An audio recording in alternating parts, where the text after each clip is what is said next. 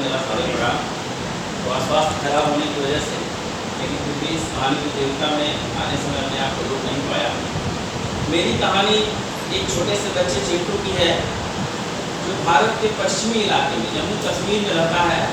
चिनाब नदी के किनारे एक जंगल था, उसी के किनारे एक छोटा सा उसका गांव था, भारत और पाकिस्तान की सीमा से लगा हुआ।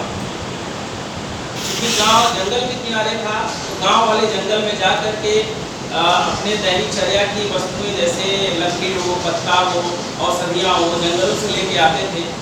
जंगल में बहुत सारे जानवर भी रहते थे, लेकिन गांव वाले जानवरों को बिल्कुल भी नुकसान नहीं पहुंचाते थे।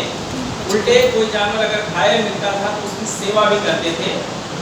तो हमारी कहानी चूंकि चिंटू की है तो हम चिंटू पे आते हैं। चिंटू एक छोटा सा बच्चा होता है जो अपनी माँ के साथ गांव में रहता है। उसके पापा कुछ समय पहले आतंकवादियों के हमले का शिकार हो गए होते हैं। इस नाते माँ बेटे के अलावा उसकी दुनिया में कोई और नहीं होता है। वह पढ़ने भी जाता है, 12 साल का रहता है, कक्षा 6 में पढ़ता है और माँ के साथ घरेलू कार्यों में हाथ भी बटाता है। माँ के साथ जंगल में जाता है, लकड़ियाँ भी तोड़ता है और वहाँ के छोटे छोटे जानवरों के साथ खेलता भी है। उसने जानवरों का नाम भी रख रखा था। खरगोश को मिट्ठू बुलाता था, हिरन को नीलू बुलाता था। ऐसे ही सारे जानवरों का नाम उसने रख रखा था। वह सीटी बजाता था तो उसके सारे नाने दोस्त उस जंगल में इकट्ठा हो जाते थे। यह रोज उसकी दिनचर्या थी। एक दिन वह अपनी माँ के साथ जंगल में जाता है तो जंगल में नदी होती है, नदी किनारे झरना होता है। उसी झरने के किनारे दो आतंकवादी जो है काला कपड़ा पहने हुए जंगल में लकड़ी जला करके खरगोश का मांस पका रहे होते हैं खाने के लिए। चिंटू देखता है छुप करके, अरे ये तो खरगोश को मार के पका रहे हैं। तब तक उसको दिखाई देता है, अरे ये तो वही खरगोश है जिसको हम मिट्ठू बुलाता है। तो अपनी माँ के पास जाता है, कहता माँ माँ माँ सुनो देखो, अरे वो हमारे मिट्ठू को मार दिए। माँ बोलती है कौन मार दिए? कहा देखो काले काले कपड़े पहने हुए लोग बैठे हुए हैं और हमारे मिट्ठू को मार के उसी को खा रहे हैं। माँ पेड़ के पीछे से छुप करके देखती है कि दो आतंकवादी बैठे हुए हैं और वो दोनों खरगोश के मांस को पका रहे होते हैं। वह चिंटू को लेकर भागती है गांव की तरफ, कहते थे बेटा भागो, यही आतंकवादी हैं, यही तुम्हारे पापा को मारे थे, जल्दी चलो गांव में। माँ गांव में पहुंचती है, गांव के सरपंच को बुलाती है, सबको बताती है कि गांव में आतंकवादी आ गए हैं। अब गांव के सारे लोग एकदम परेशान हो जाते हैं। थोड़ी दूर पे ही भारतीय फौज की चौकी भी होती है, लेकिन वहां तक अब संदेशा कौन ले जाए, यही उधेड़-बुन चल रहा था। सरपंच ने कहा एक लड़के को भेजा जाए जो जा करके इसकी सूचना दे। तब तक बंदूक की खड़खड़ाहट होती है और आतंकवादी बंदूक चलाते हुए गांव में घुस आते हैं और गांव में एक मंदिर होता है, उसी के किनारे एक छोटे से लाउड स्पीकर पे चिल्लाते हैं कि सारे गांव वाले इस मंदिर के सामने इकट्ठा हो जाए, नहीं तो सबको चारों तरफ से घेर करके गोलियों से भून दिया जाएगा।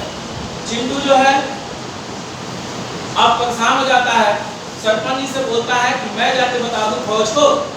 तो कहते हैं तुम छोटे से बच्चे को कैसे पहुंच पाओगे?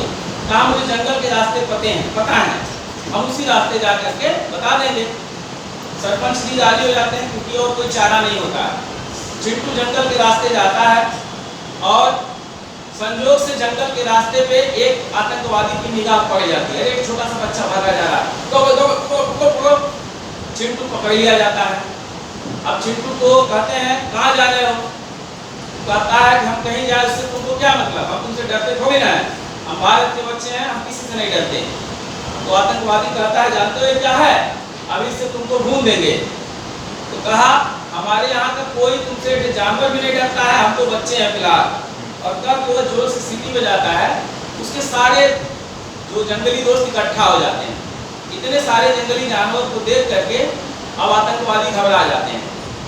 उसी में गुलदार नामक एक शेर भी होता है, वह भी जानवर की हलचल देख करके आ जाता है और जोर से दहाड़ता है। उसकी दहाड़ भारतीय फौज को भी सुनाई दे जाती है। उनको लगता है गांव में कुछ दिक्कत है, हो सकता है शेर आ गया हो। फौज भी अपनी टीम लेकर के वहां से मूव कर देती है और यहाँ देखती है कि आतंकवादियों ने गांव को घेर रखा है, एक बच्चे को कब्जे में कर लिया होता है।